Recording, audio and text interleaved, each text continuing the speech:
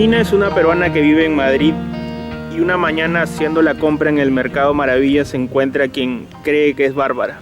¿Qué más podemos contarle al lector sobre tu novela, Karina? Sí, se encuentra con una suerte de clon de Bárbara, la prima que desapareció hace 40 años y de la cual nadie se ha querido hacer preguntas difíciles. Y al preguntarse qué pasó con ella, va haciendo un retrato de el Perú de hace 40 años y del mundo de este presente atravesado hoy por una pandemia que nos ha puesto de cabeza y que también nos plantea otras preguntas que tenemos pendientes. Esa búsqueda de Bárbara la lleva a hacer una suerte de viaje a las tinieblas, en la cual cada vez va a meterse en círculos que van develando una historia de quién fue Bárbara que complejiza los retratos más fáciles en blanco y negro que podemos habernos hecho. Aunque la novela tiene momentos muy definidos, transcurre en un largo periodo de tiempo, casi 40 años, digamos. ¿Qué tanto complicó la escritura estos 4 décadas de espacio, digamos, histórico?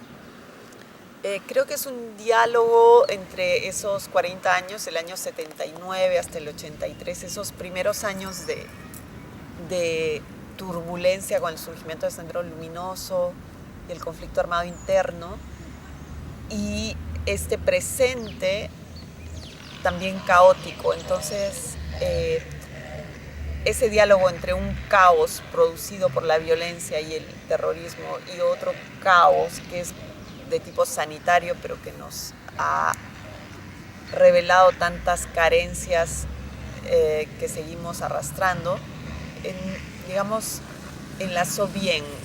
Podía haber sido complicado, pero creo que se tejió alrededor de retratos de tiempos y también de búsquedas comunes y de respuestas y preguntas que se plantean.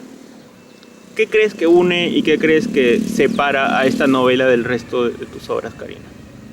Cada novela es una exploración y como autora me gusta usar nuevas miradas sobre la misma historia.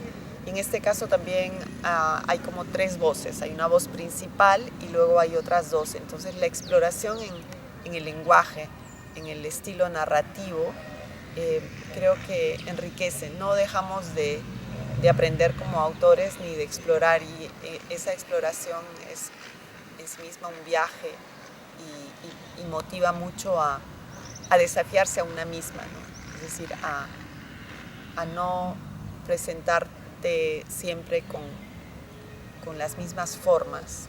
Y creo que también es importante hacer esto porque si no es como adormecerte, quedarte tiesa en un mismo escenario, y la literatura es también movimiento. Karina, son muchas las novelas y los cuentos que se han escrito, digamos, ambientados en la época de la violencia. ¿Esto fue un obstáculo? ¿Fue un reto para ti saber que hay tanta bibliografía al respecto?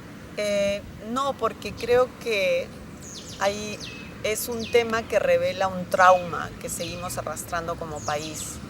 Entonces las preguntas que deja no dejan de agotar, y lo vemos a diario, las discusiones políticas.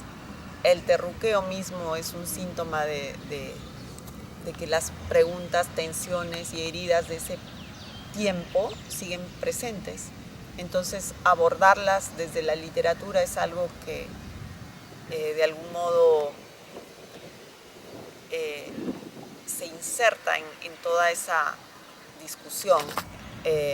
Yo creo que además hacerlo desde otros ángulos, ¿no? En este caso está narrado desde Apurímac y desde Cusco, ámbitos desde donde la literatura no ha tratado tanto este tema, ¿no?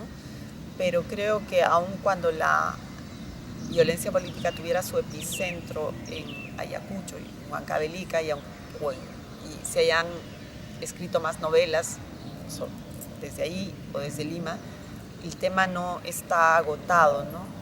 Los momentos de violencia dicen mucho de lo que somos como humanos. Es decir, más que no solo están retratando un hecho histórico que aconteció en el Perú en esos años, sino revelan lo que hace la humanidad cuando estalla la violencia.